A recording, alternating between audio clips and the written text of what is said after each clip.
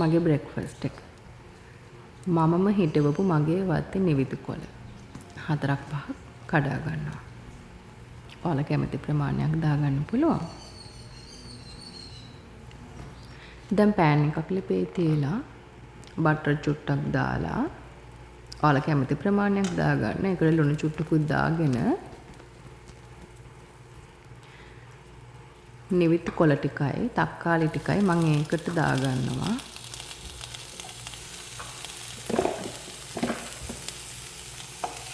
චුට්ටක් එහාට මෙහාට කලවම් කරලා බිත්තර දෙකත් එකට එකතු කරගන්නවා.